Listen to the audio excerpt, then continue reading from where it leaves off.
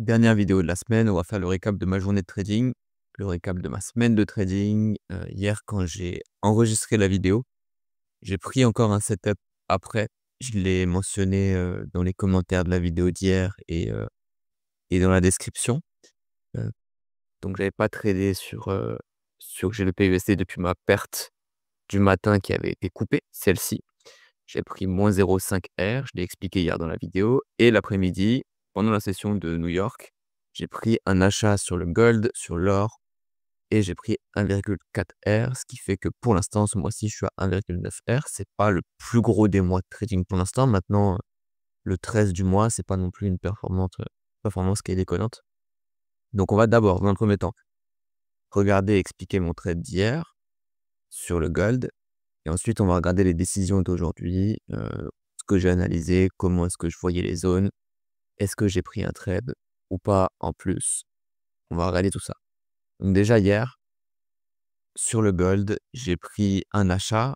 Donc hier, vous n'êtes pas sans savoir qu'il y avait l'inflation US, le CPI qui est sorti. Le CPI est sorti à 13h. Donc globalement, 13h30, s'il était, voilà, ici. Ça, c'est la bougie du CPI. 13h30 CPI, pas grand-chose.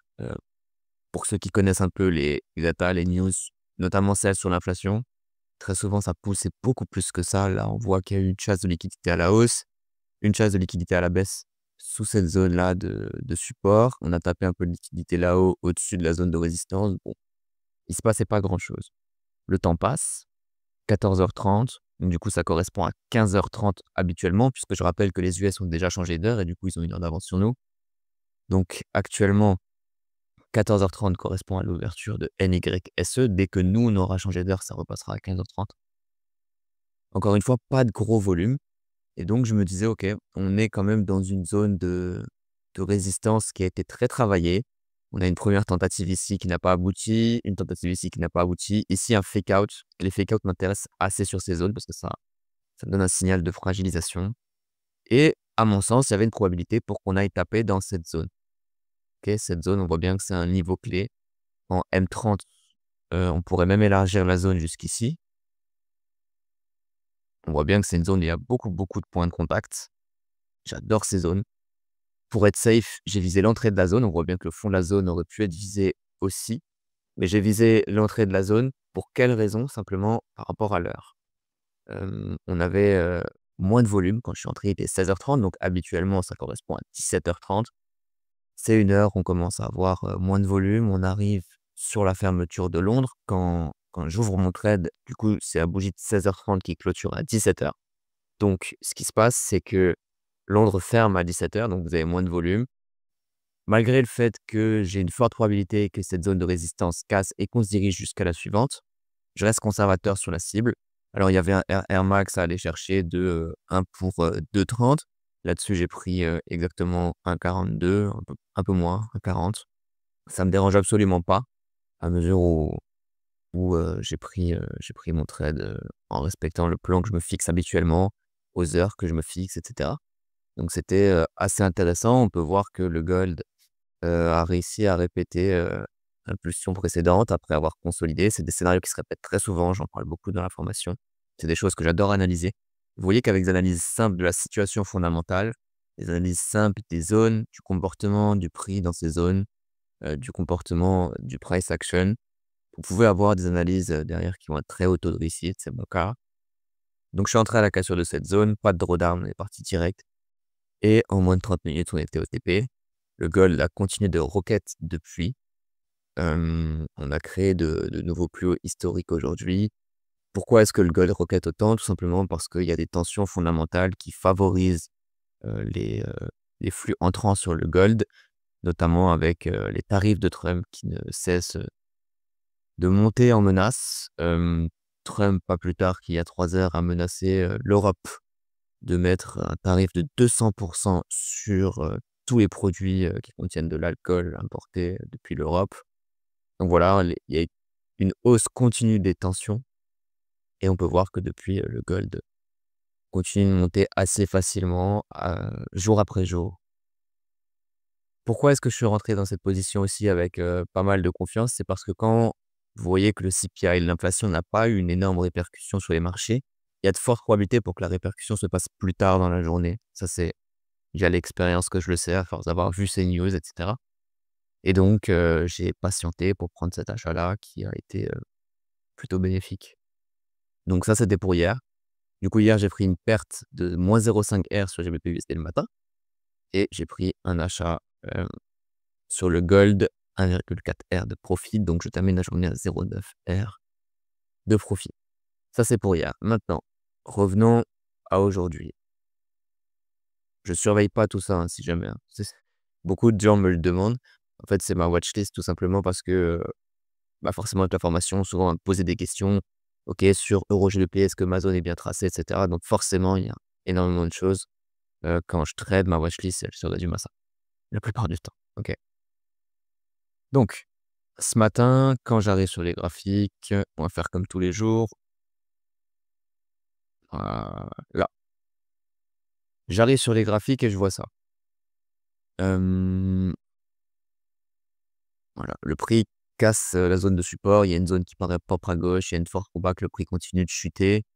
Sauf que on est toujours dans cette, espèce de zone de consolidation qui me dérange.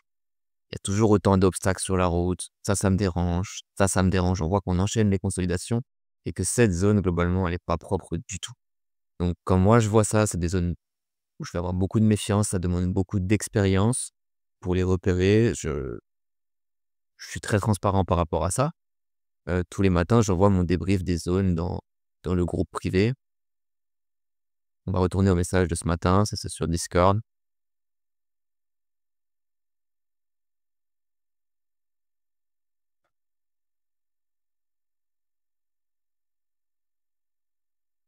Ah, c'est pas ici que j'en ai parlé dans le groupe discussion, mais il va y avoir tellement de messages que ça va être, compliqué. J'expliquais en fait dans le groupe discussion que retourner dans cette zone-là, ça ne m'enchante absolument pas et que, je voyais bien le prix effectuer ce scénario. OK? Donc il y a eu la cassure, le fake out. Je suis pas rentré au fake out parce que ça m'intéressait pas dans cette configuration-là, les probabilités étaient pas bonnes.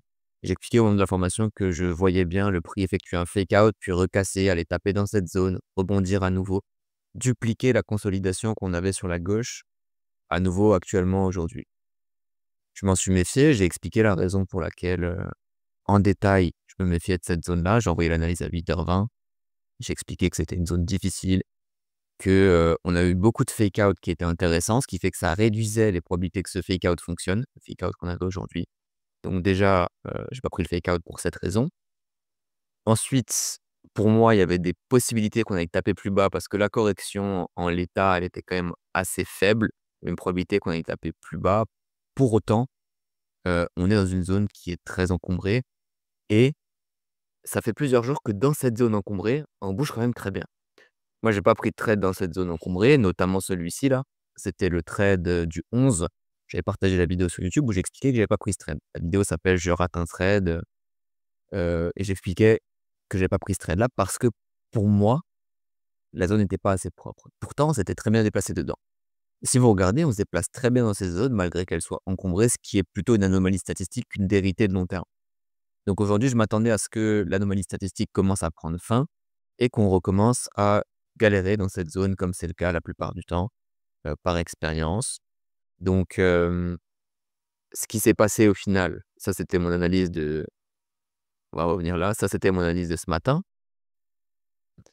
des zones et ça, c'est ce qui s'est passé au final. Vous voyez la comparaison ici. Donc on a bel et bien eu un fake out à nouveau.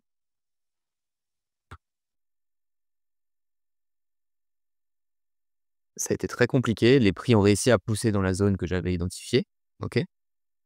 Et ensuite, on a un range entre les 2 zones exactement comme analysé ce matin. Fake out, on tape dans la zone plus basse, on range. C'est ce qui s'est passé, au final, fake out, on tape dans la zone et puis on range. Je savais que ça allait être une journée assez compliquée, donc heu, donc je me suis prémuni, j'ai pas pris de trade sur GBP/USD. C'est le genre de jour où c'est pas frustrant. Ça peut être frustrant. Pour moi, ça l'est pas parce qu'encore une fois, j'ai l'expérience, mais ça peut être frustrant parce que quand on voit que le prix arrive dans cette zone, on a envie de prendre une vente. Je vais vous expliquer tout simplement la raison pour laquelle j'ai pas vendu ici. C'est que ça n'aurait eu aucune cohérence par rapport à ma décision du 11, mardi. Mardi, j'ai pas acheté dans cette zone-là parce que j'estimais qu'on entrait là-dedans et que c'était trop encombré pour moi. Pourquoi est-ce qu'aujourd'hui je vendrais dans cette zone, sachant qu'on entre là-dedans, qui est la zone dans laquelle de toute façon aussi je ne voulais pas trader, mardi?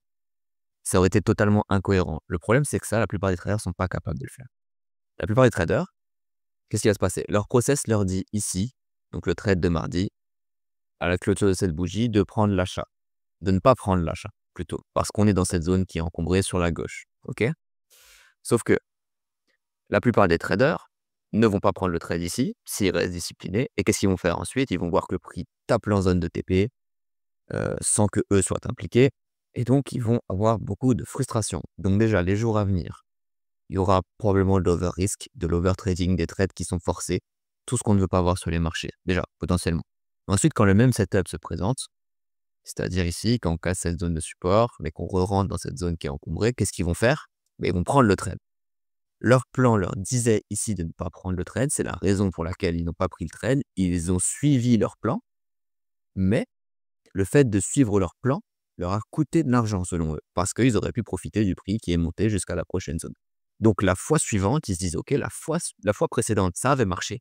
La fois précédente, j'aurais dû prendre ce trade même si la zone était encombrée, donc aujourd'hui, je prends ce trade». Sauf que quand vous raisonnez comme ça, vous raisonnez sur une approche trade par trade. Ça ne fonctionne pas. Ne faites jamais l'erreur de voir un truc qui fonctionne une fois, 2 fois, même 3 fois et de vous dire: «La prochaine fois, ça va encore fonctionner». C'est pas vrai. Il faut avoir des stats sur du long terme, 100, 200, 300 trades étalés sur plusieurs années et vous suivez ces stats-là. Ensuite, il peut y avoir une fois, 2 fois, même 3 fois, 4 fois de suite où il va se passer l'inverse de cette vérité statistique de long terme. C'est pas pour autant que la fois suivante, vous devez prendre la décision qui va à l'encontre de votre plan de long terme et qui va dans le sens de ce court terme-là. Vous le savez quand vous exécutez un plan, qu'il va y avoir des fois où le marché va faire l'inverse. Vous le savez. C'est pas pour autant que parce que vous avez manqué ici le mouvement, votre cerveau n'a pas envie de revivre cette douleur-là. Et donc, pour vous protéger de cette douleur potentielle, il va vous envoyer le signal de cette fois-ci, il faut y aller. La dernière fois, ça s'est bien passé, donc aujourd'hui, ça va bien se passer. Résultat, si on était entré, je vais nettoyer un peu le graphique, si on était entré ce matin, j'aurais placé mon entrée ici, mon stop par là. Ça, c'est pas un signal de clôture pour moi. Ça l'est potentiellement, mais on réintègre pas le support. Donc c'est possible que j'aurais laissé une bougie de plus et derrière ça aurait tapé le stop. Donc on prend moins un R bêtement et puis qu'est-ce qu'on fait ensuite? Le soir, on revient, on rentre dans notre journal et on se dit: «Mais en fait, il correspondait pas à mon plan ce trade. Pourquoi est-ce que je l'ai pris?» Et là, vous devez absolument creuser. 80 du temps, vous prenez ce trade qui est hors plan parce que la dernière fois, le fait de ne pas le prendre, ça vous a fait ressentir une émotion négative et donc vous vous dites: «OK, je veux plus revivre ça. Je veux plus revivre ce scénario où j'ai pensé à rentrer, mais j'ai suivi mon plan et derrière, j'aurais mieux fait de ne pas suivre mon plan parce que ça m'aurait rapporté de l'argent».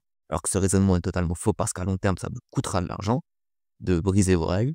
Donc là, vous brisez vos règles en vous disant: «Je ne veux pas que ce scénario se reproduise».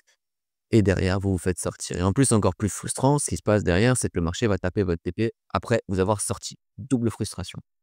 Sauf que quand on a un plan backtesté de long terme, quand on a de l'expérience sur les marchés, vous voyez, l'analyse, elle était très simple ce matin, encore une fois. On avait anticipé que les zones étaient compliquées. Mardi, je vous avais expliqué que j'avais pas pris le trade et que j'avais aucun souci avec ça, OK? Aucun souci, parce que je savais très bien que ce trade-là correspondait pas parfaitement à mon plan et qu'à long terme, même si jamais je prends ce trade-là, ça aurait pas été forcément une mauvaise décision parce que encore la zone n'est pas si dégueu que ça, mais c'était pas une décision qui correspondait, 400 à mon plan. J'aurais préféré, en tout cas, prendre le trade de mardi, qui est dans une zone qui est plus propre à mon sens, que le trade d'aujourd'hui qui est encore plus serré et plus proche de la zone d'arrivée, donc ça me dérange plus. Tout ça, je l'explique dans l'information, c'est pas le but de faire la publicité. Et tous les concepts dont je vous parle là, j'en parle pas dans le vent. Quand j'explique des choses, les membres de la formation sont capables de les comprendre et pourraient les comprendre même sans que je les explique grâce au contenu de la formation.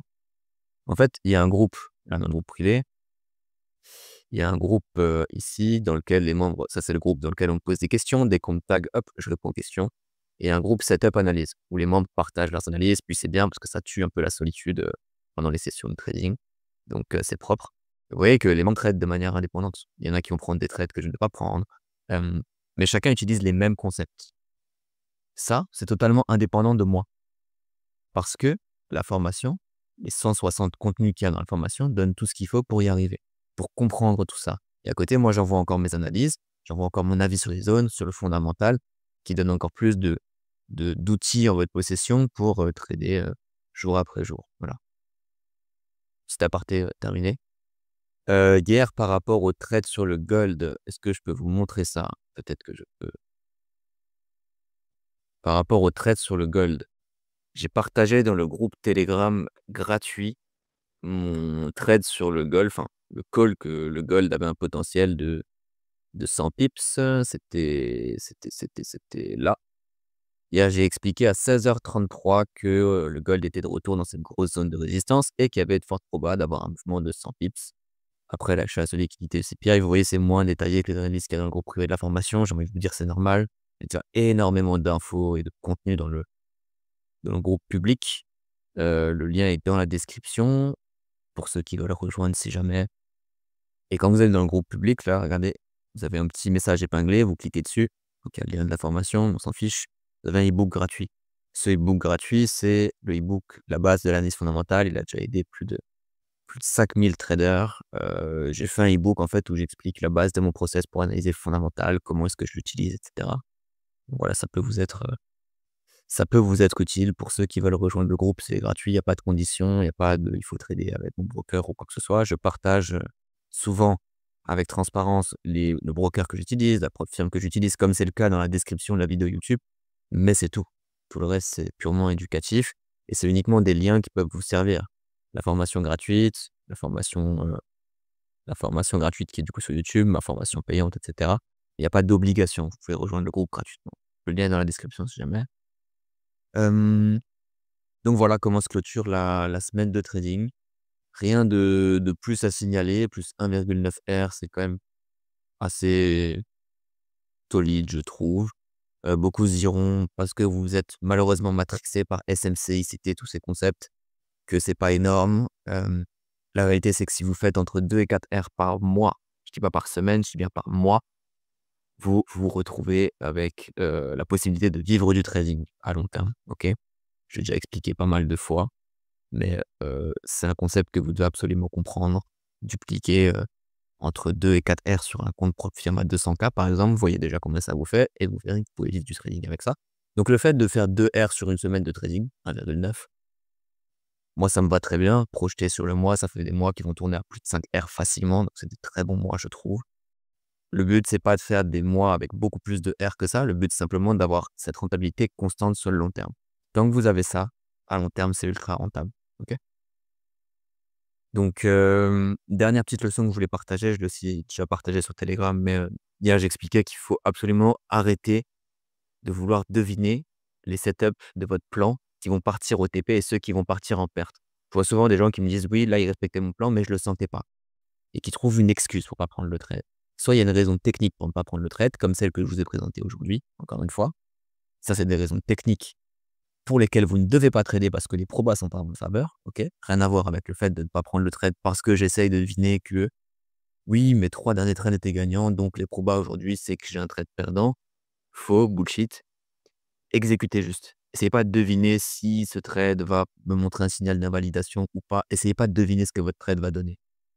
Le but, c'est, premièrement, identifier si le trade correspond à votre plan ou pas. L'exécuter si c'est le cas, ne rien faire si c'est pas le cas. Si vous avez exécuté ensuite, laissez le marché vous montrer ce qu'il veut. Vous savez comment vous allez réagir, peu importe ce que le marché vous imprime. Si vous avez un process qui est suffisamment structuré, ça c'est encore autre chose. Pareil, c'est quelque chose sur lequel c'est des choses sur lesquelles j'insiste beaucoup dans la formation, le fait d'avoir un processus structuré pour chacune des décisions. Entrée, sortie, management, la totale. J'en ai déjà parlé cette semaine aussi d'ailleurs sur YouTube. Donc c'est super important, mais laissez le marché faire ce qu'il veut ensuite. Peu importe que le marché vous montre des signaux de rejet, des signaux d'invalidation, qui fusent au TP, on s'en fout. Vous n'êtes pas, heu, vous n'êtes pas là pour prédire la réaction des marchés, vous n'êtes pas là pour prédire où les marchés vont arriver, vous êtes là pour évaluer des probabilités et exécuter un plan en fonction de ce que les marchés vous impriment, OK? Vous êtes là pour réagir. On est payé pour une réaction, on n'est pas payé pour deviner. Appliquez juste votre plan d'entrée, de management ensuite de sortie. Et une fois que tout ça c'est fait, vous pouvez clôturer la journée, rentrer les décisions dans votre journal et on passe au lendemain. Répétez ce process tout simple sur les 5 prochaines années et dans 5 ans, on se revoit et vous me remerciez 100 OK? Donc c'était la dernière vidéo de la semaine parce que demain je trade pas. Donc demain pas de trade, samedi, pas de vidéo. Par contre dimanche, il y aura une vidéo, plus éducative, pas un récap de ma semaine ou quoi, vraiment une vidéo purement éducative sur, 10 points qui ont permis de vraiment progresser dans mon trading et de métamorphoser mes résultats. Ce sera probablement dimanche matin, je vous mettrai le lien de toute façon partout, Telegram, Instagram, et cetera. Et puis d'ici là, prenez soin de vous, n'overtradez pas, n'overrisquez pas. Attention au vendredi qui est souvent traître, faites vraiment, vraiment attention. Le volume du vendredi qui est le plus intéressant, c'est l'après-midi. Quand vous avez l'ouverture de New York, voire même NYSE, que là 14h30, habituellement 15h30, mais là c'est 14h30 cette semaine.